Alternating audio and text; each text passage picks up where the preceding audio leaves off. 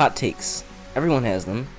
Maybe there's a movie that you hate that everyone else loves, or the opposite, a movie that you love that everyone else hates, or that fan favorite character that you just don't vibe with.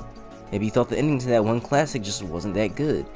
Well, I thought it'd be fun to go over some of my hot takes from mild to spicy, and hopefully piss some people off, but maybe I'll get some deranged followers too. Without further ado, let's start with Bong Joon-ho's Parasite. Parasite is a great movie. Keyword great, this movie is nowhere near a masterpiece. Parasite is a well-directed and well-written film that shows class struggles not as a matter of black and white, but rather shades of gray. Its cinematography is gorgeous and it's a masterful suspense film. Where this movie fails is its characters. All of them are unlikable and cartoonish, so it prevents any emotional attachment to this story. This movie has a brain, but it's missing a heart. It's so unbelievably cold and unfeeling. So once it ended, I was just left with an, oh, okay. Yeah, I wasn't expecting the ending, and I'm also not going to act like I was blown away, because again, I don't have any attachment to this story. Call me crazy, but I want my movie to actually make me, give a shit about anything that's going on in the movie. That's an 8 out of 10 for me, y'all. Alright, next up. Star Wars The Last Jedi is pretty good. The Last Jedi is probably the most polarizing film in existence, and I have always been of the opinion that it is a good 7 out of 10 movie.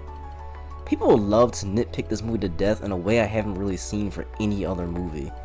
Like, people say the hyperspace ram, one of the coolest scenes in Star Wars, is bad because it doesn't follow physics? If you're applying real world physics to the Space Wizard movie, pack your bags and get out of here. Again, I don't think that this is a masterpiece or anything. If you think that, you're just as crazy as the people who think this is one of the worst movies ever. This is not some misunderstood masterpiece, and it didn't destroy your childhood either. It's good, and it's time to put an end to the discourse of this movie. It's been 9 years, guys, come on. The Last Jedi deserves some rest. 7 out of 10. Alright, this is where things get hot. Spider-Man 2 is the most overrated superhero film ever, and this is coming from a person whose favorite fictional character is Spider-Man. This movie is great for the first half, and then straight mid for the second half. MJ sucks, and if I'm being honest, I just don't think Tobey is a good Spider-Man.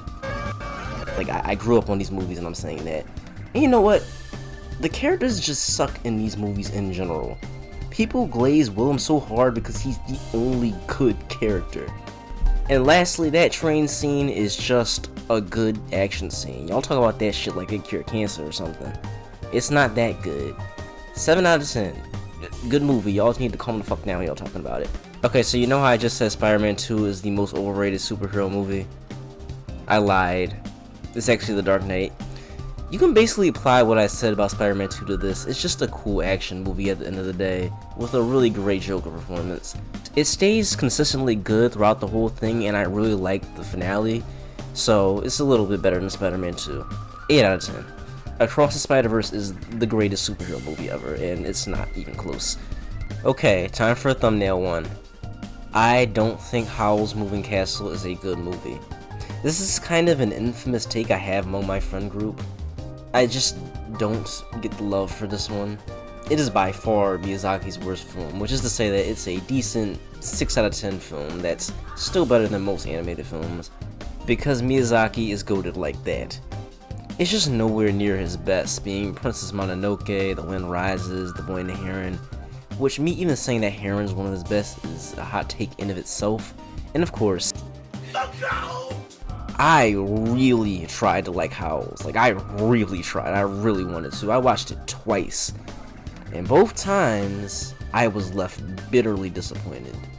This movie is a goddamn mess. It goes in so many different directions and none of them work.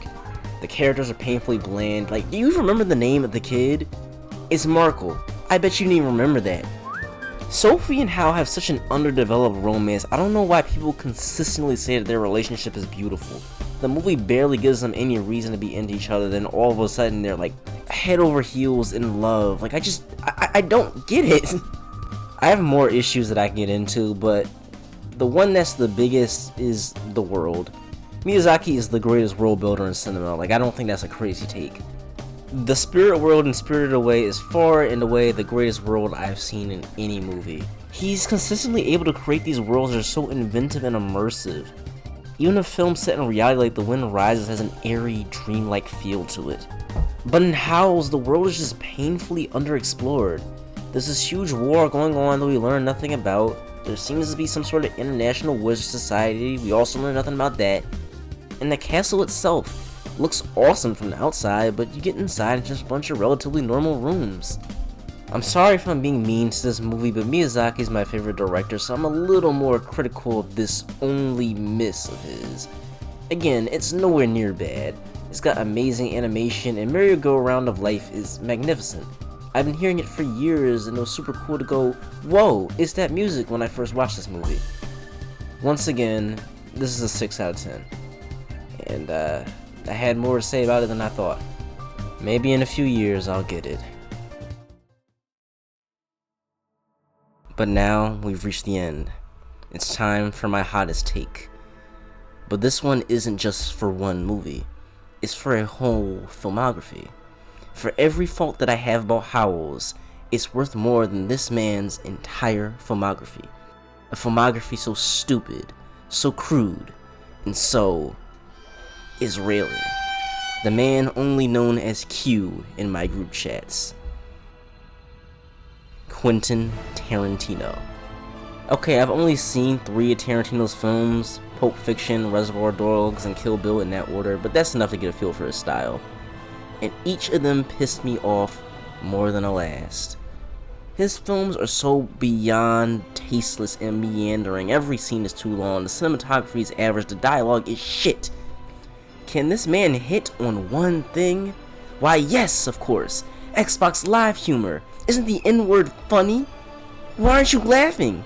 Isn't it hilarious? Reservoir Dogs is the worst just because of how boring it is, but my god, Kill Bill is a straight cringe fest. Place, Japan, the movie. And then there's Pulp Fiction. It's fine.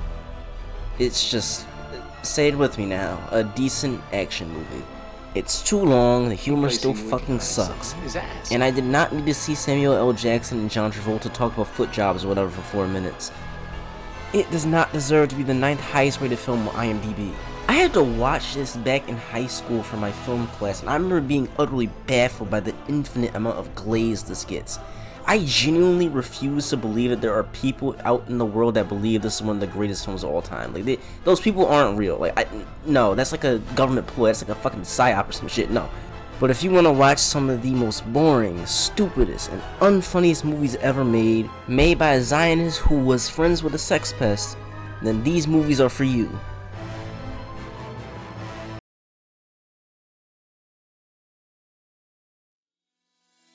So those are some of my hot takes. Ultimately, this video is just for fun and isn't meant to attack anyone or be a real critique or review of any of these movies. Feel free to yell at me in the comments and share your own hot takes too. Again, everyone has them, and everyone has the right to share them. This video took forever because I was finishing up with this college semester, but now that that's over, this will still probably be the last video for a while. I'm working on a really big project and just life stuff in general, but in the meantime, you can follow me on Letterboxd and subscribe. Goodbye. The Spirit World in Spirited Away is far and away the greatest world I've seen in any movie. He's able to consistently create these worlds that are so inventive and immersive. Even a film, fuck.